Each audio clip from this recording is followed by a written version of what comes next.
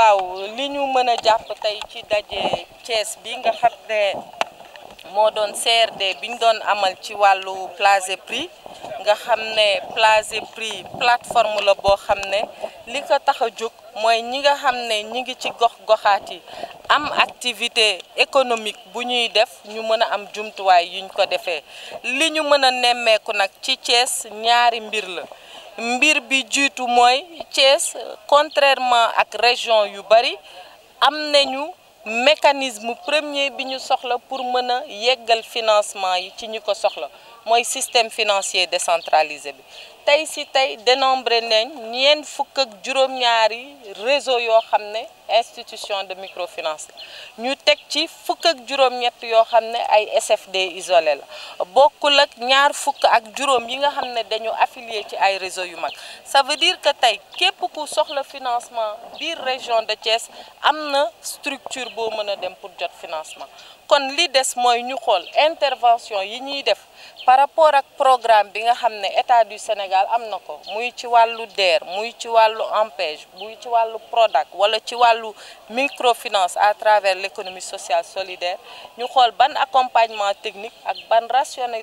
rationalisation la ñuy def ba nga xam ne acteur bu ne di nga mën a jote ci financement bi loolu mooy wàll bu njëkk bi beneen wàll bi des aussi mooy créer condition yoo xam ne ñi jël alal bi dinañu mën a delloo sans pression te ñun ci wàllu microfinance li ñu jàpp mooy loolu dina ci bokk accompagnement technique boo xam ne dina ko accompagner promoteurs yi bu ñuy tàmbale jot financement bi wala laata ñu koy jot ba buñ ko jotee ba def seen produit ba koy mën a jaay loolu lépp nag dinañ ko xool ak administration territoriale bi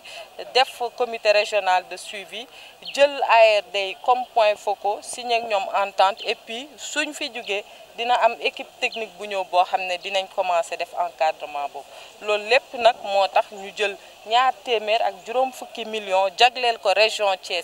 ci at mi pour mën a tàmbali loolu xool promoteurs yi nan la ñuy répondre ci modèle économie sociale solidaire bi nga xam ne président de la République indi na ko def ci ay moyens pour que ñu mën a réglementer entrepreneuriat bi ndax liggéey lu baax la accéder ci financement lu baax la mais tey lu ñu ëppal solo te loolu mooy sababu plan Sénégal émergent mooy nit ñi di am ay résultats yu mucc ayib ci li ñuy yëngatu.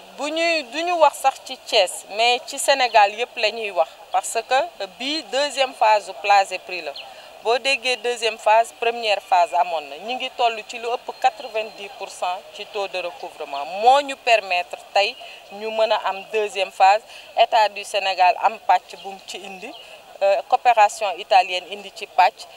Union européenne indi ci pàcc ñooñu ñëpp biñ ko boolee mu toll ci 25 milliards ñu xaaj ko ci ñett pàcc ñu ne dina am pàcc boo xam ne un peu moins de 10 milliards dañ koy jël dugal ko ci ligne IMF amaat na beneen à peu près 9 milliards 10 milliards ñu jël ko dugal ko ci ligne PME ak li ci des ñu jël ko dugal ko ci assistance technique bi ba nga xam ne sur tout le processus d'entrepreneuriat ministère bi dina mën a encadrer chaîne de valeur bi créer comme ni ma ko waxee woon sànq les conditions de réussite pour les promoteurs qui s'activent et qui accèdent aux finances. projet yëpp la ñu jox gëdd projet moom bu ci nekk rek ko koy def gëdd bi mu ko jox nañ ko gëdd bu ko raw mais li nga xam ne aussi munta mi ngi fi fait bu réel la mooy jigéen ñi ak ndaw yi ñoo ëpp ci